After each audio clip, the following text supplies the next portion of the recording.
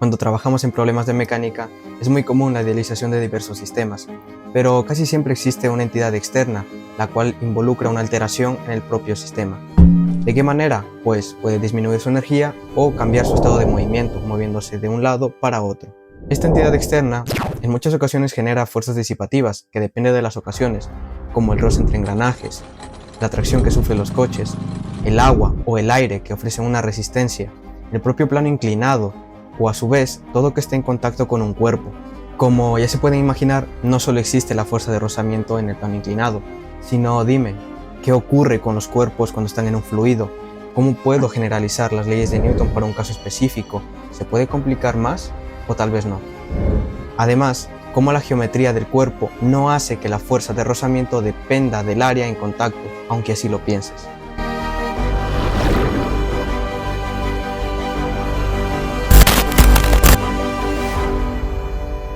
Bueno, para abordarlo, la primera pregunta que se nos debe venir a la cabeza es: ¿qué demonios es una fuerza? La fuerza en el contexto de la mecánica es una interacción o una entidad capaz de transformar o cambiar el estado de un cuerpo a otro estado. ¿De qué manera? No necesariamente moviéndolo, no es solo mover de un lado a otro, también puedes deformarlo, ya que te pongo un ejemplo: si tienes una bola hecha de plastilina y una bola de billar, prácticamente si pegas en un punto exacto con la misma fuerza, una esfera se va a doblar o a deformar y la otra simplemente va a rodar. Al tener fuerzas disipativas, estamos teniendo en cuenta fuerzas que se oponen al movimiento. Pero cuando me refiero a oponerse o ir en contra del movimiento, me refiero al carácter vectorial. Bueno, si tenemos un coche que se desplaza por este sentido, ¿qué ocurre con el aire? ¿Qué ocurre si está un barco en el agua?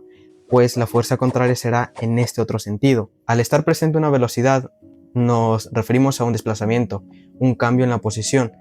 Bien, si la fuerza de rozamiento se opone al objeto, ¿qué ocurre con una esfera? ¿Qué ocurre con un boomerang? Estos giran sobre sí mismos y aquí generan efectos de rozamiento otra vez, o de resistencia con respecto al aire o al agua. Eso hace que la fuerza generada sea otra vez en contraria a la rotación del objeto. Se conocen tres de estas fuerzas y su definición matemática está en la escala macroscópica. Esto se debe a la difícil interacción y comportamiento que tienen las partículas a escala microscópica, ya sean átomos, moléculas o partículas subatómicas. Debido a que los materiales presentan partículas de los cuales están hechos, en realidad tenemos diversos tratamientos y tenemos que tener en cuenta la acción interatómica, la teoría de la adherencia, interacción electromagnética, vibraciones atómicas y muchas más, pero estas las vamos a dejar prácticamente para la gente que se dedica a ello. Pasemos ahora con la fuerza de rozamiento. De estas se desprenderán dos, la de rozamiento cinético y la de rozamiento estático. Ambas fuerzas surgen a través de un carácter entre comportamiento sólido con otro sólido.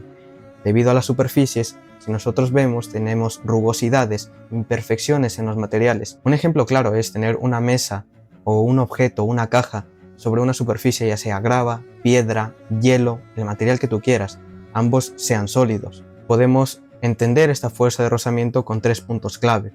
1. Se debe oponer al desplazamiento en una interfaz y será a su vez proporcional a la presión o fuerza que se ejercen entre las dos superficies en contacto. Si lo ves mejor, es como si aplastaras una mesa con tu mano. Cuando apoyas más tu cuerpo o metes más presión, será más difícil deslizarla, pero si relajas la mano será mucho más fácil. 2. La magnitud de estas fuerzas no dependerá del área en contacto con el otro cuerpo.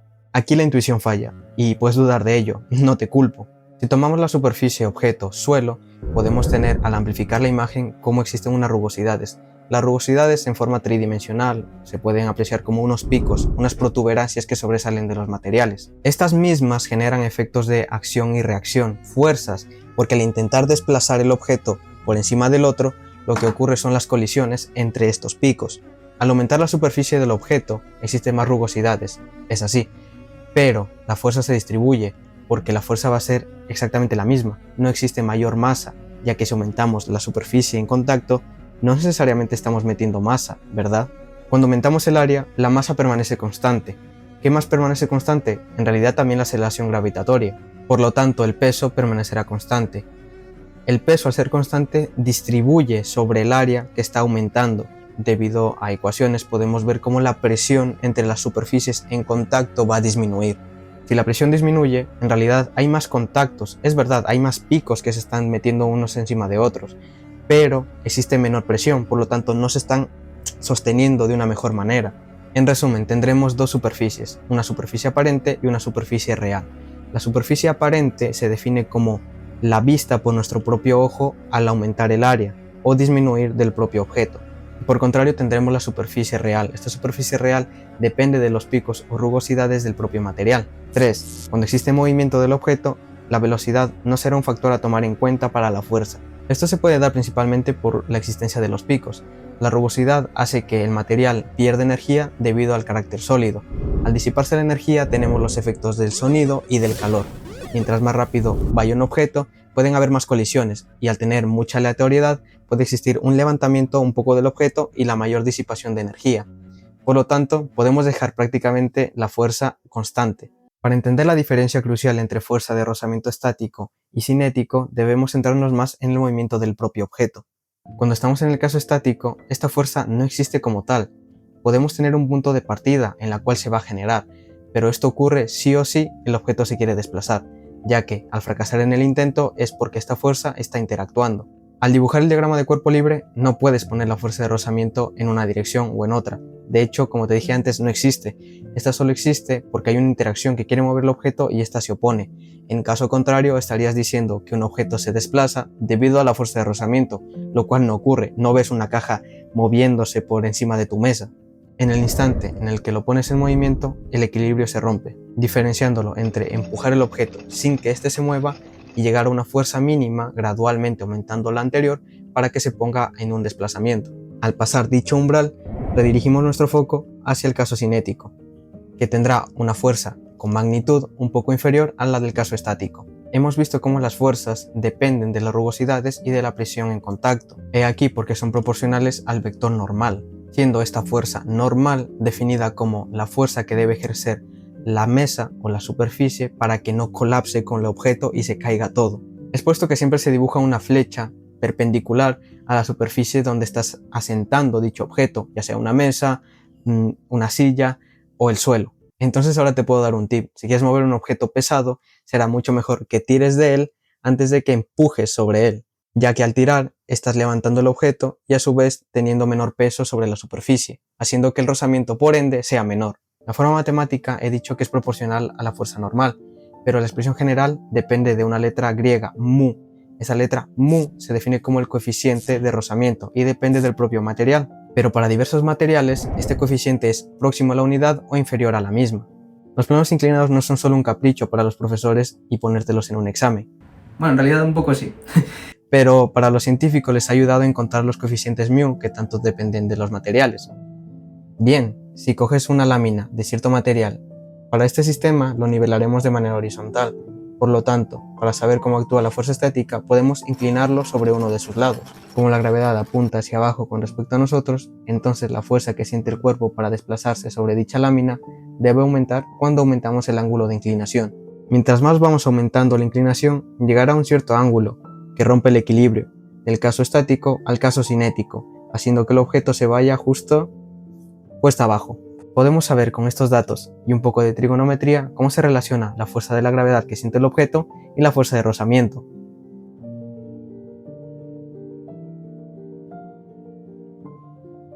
Nos ayudaremos con la tangente del ángulo como valor de proporcionalidad, siendo este mismo el valor del coeficiente de rozamiento estático. Si vamos al caso cinético, se trata similar cuando tomamos la aceleración que ha sometido el objeto y la aceleración total sentida por el mismo.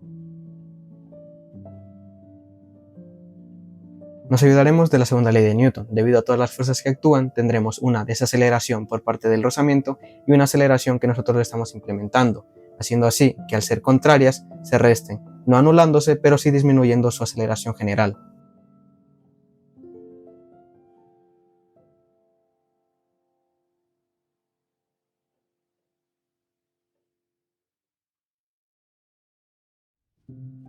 Si llegaste hasta esta parte y no te ha resultado difícil entenderlo, pues tengo una buena noticia para ti, porque vamos a empezar con física dura. Vamos con fuerza de resistencia. ¿Recuerdas la última vez que fuiste a la piscina o que estabas corriendo por la carretera con la ventana abierta de tu coche? ¿No llegaste a notar una sensación de empuje que experimentaba tu cuerpo? El sonido que surgía por la velocidad del viento o cuando desplazabas el agua al nadar. Esto es a lo que se conoce como resistencia de un fluido, ya que se define de manera símil pasando de fricción entre superficies sólidas a la fuerza que genera un gas o un líquido cuando un cuerpo se desplaza a través de este fluido. Estos serán caracterizados a grandes rasgos por su densidad y su viscosidad, resultando más sencillo atravesar una región que contiene agua a una que contenga lodo o barro, pero bueno, si te resulta asqueroso puede ser por miel, aunque esta mejor le queda a las tortitas. Los fluidos tienen la capacidad de tomar la forma que está en contacto con respecto a otros objetos que estén sumergidos dentro de ellos. Esto hace que la fuerza de resistencia sí dependa tanto de la velocidad del objeto al moverse como de su geometría. Debido a la composición de los fluidos, la disipación de energía es menos eficiente aquí, tanto sonido como calor. Esto implica a su vez que, al ser un fluido viscoso, dependerá más o menos la resistencia debido al área transversal del objeto, ya que las partículas que colisionan del fluido con el objeto estarán presentes en todo momento. Un dato que debemos tener en cuenta es el propio movimiento del fluido, ya que podemos tener un movimiento laminar o un movimiento turbulento. Estas palabras son sacadas de la rama de la mecánica de fluidos, pero vienen aquí como una región geométrica por la cual se pueden desplazar las líneas que generan este fluido. Si estas zonas geométricas mantienen un orden recto o lineal, se denomina un caso laminar. Por el contrario, si tenemos que estas líneas se entrelazan sobre sí mismas, tendremos un caso turbulento. Si observas esta cascada, podemos decir que en este punto la corriente de agua es laminar, ya que es mucho más tranquila, pero al dirigirnos hacia abajo comienza a convertirse en turbulento y más caótico. Todo lo que hemos hablado hasta ahora se puede codificar en dos ecuaciones distintas, tanto dependiendo de la velocidad del objeto como de sus dimensiones. Así nos podremos ayudar a identificarnos en cuál estamos. Si tenemos unas velocidades pequeñas y unas dimensiones también pequeñas, tendremos tres valores por los que se multiplica la fuerza, al menos en su magnitud. El valor K depende de la forma del cuerpo. La letra griega eta dependerá de la composición del medio para generar resistencia y la variable derivada de x es la función de la velocidad del cuerpo.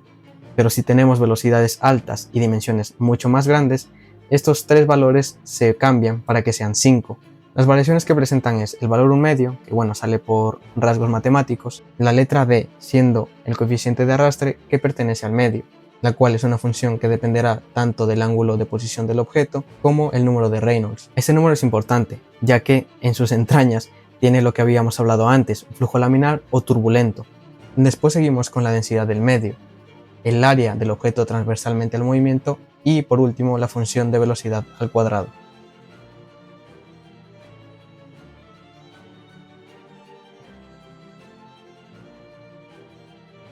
Para los dos tipos de fuerzas, si queremos expresarlo de manera vectorial, recordemos que cada uno se opone al movimiento.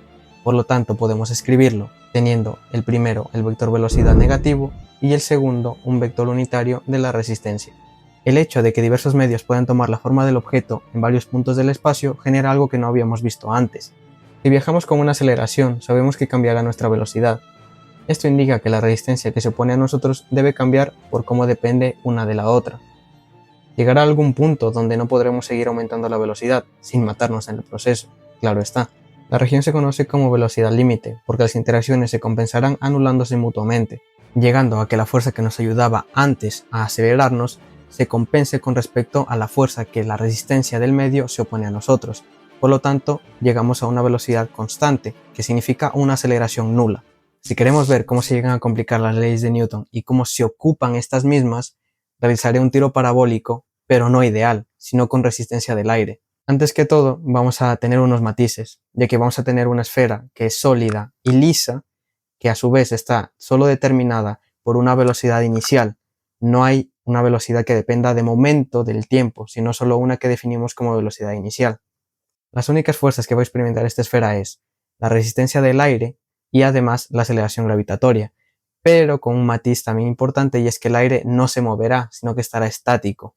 Además de esto, no trabajaré con valores numéricos, estaré con la expresión más general posible para este problema, y para que no se estresen tanto utilizaré la ecuación 1, que aún así va siendo un poco más o menos complicada de realizar. Y te recuerdo que todo el procedimiento con detalles está tanto en mi Instagram como en mi Twitter, o X, si lo quieres ver poco a poco tú también en casa.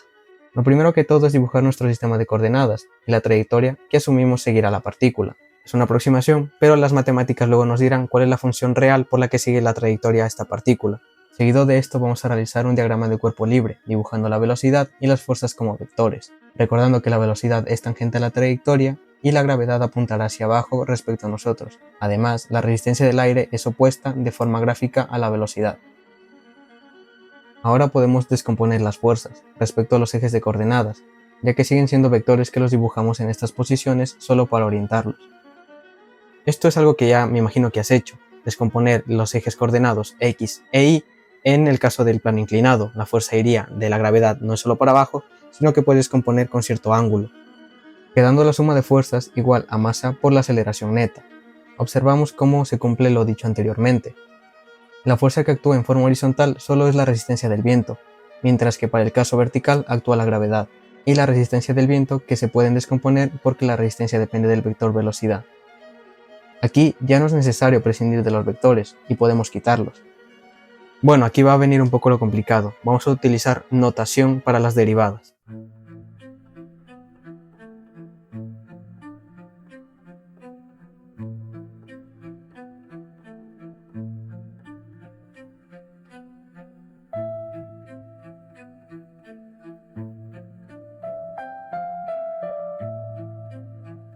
Podemos reescribir con álgebra y una notación de esta manera, teniendo lo que los matemáticos la conocen como sistema de ecuaciones diferenciales de segundo orden acopladas. Si te hablo en castellano, tenemos dos incógnitas y dos ecuaciones, por eso es un sistema. Tienen un orden 2, porque a su vez la derivada máxima es una segunda derivada. Debido a que la aceleración y la velocidad son partes de la posición o desplazamiento, estas ecuaciones están acopladas, tanto en el tiempo como en el espacio. Si nos damos cuenta, si nos desplazamos en una posición X, nos podemos elevar en un cierto lugar o disminuir en la posición Y. La resolución de este problema se puede dar por diversos métodos. El caso específico que he utilizado yo se debe a propiedades. Son para ecuaciones diferenciales con una solución particular y homogénea. Haciendo esto se alcanza la solución general. Al probar las funciones tenemos una exponencial que dependerá del tiempo y dos parámetros más, tanto para X e Y, que son funciones que dependen del tiempo.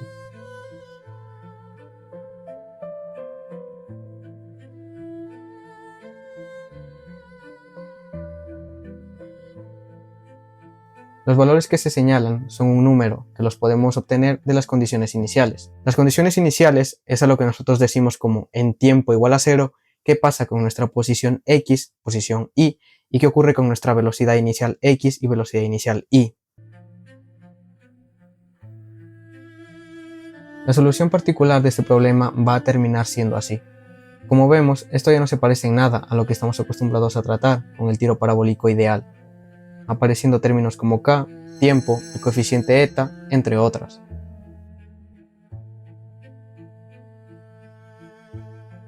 Las posiciones tanto en el eje horizontal como en el eje vertical son funciones, pero estas funciones a su vez están en un eje coordenado. Por lo tanto, la trayectoria real se da cuando se unen estas dos funciones a través de un vector, el vector posición. Aunque lo más fuerte de todo es preguntarnos ¿qué pasa si no tenemos rozamiento? Deberíamos recuperar la forma original de la parábola ideal, ¿no es así? Bueno, si evaluamos en eta igual a 0, tenemos algo que no concuerda.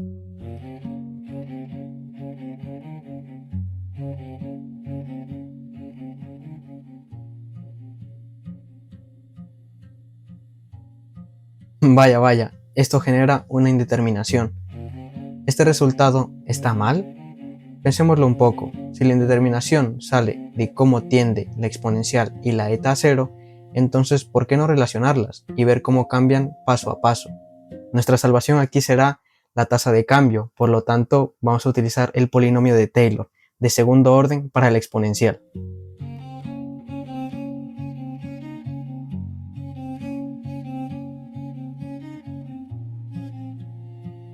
Con esta expresión y un poco de álgebra, con factores por aquí y por allá desarrollándolos, tenemos la forma de expresar la función de x e y que dependan del tiempo de esta manera.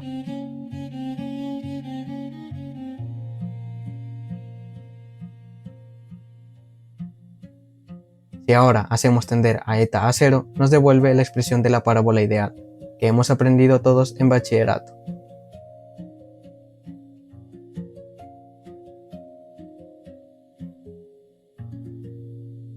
Es ciertamente impresionante cómo se llega a complicar las ecuaciones de la mecánica cuando tomamos en cuenta el rozamiento y además la resistencia de los fluidos. Sin embargo, tengo que mencionar que podemos entender mejor el comportamiento de los cuerpos a través de esto. Espero que hayas cambiado tu forma de ver cómo se utiliza la mecánica. No solo es llegar y tomar un punto para decir esto es igual a masa por aceleración. No, son funciones. Tienes que pensar de una manera distinta, entender qué es lo que sucede. Y claro, estas funciones que describen al cuerpo pues prácticamente nos dicen mucha de la información de este mismo, tanto a llegar a saber su pasado, su presente y predecir su futuro.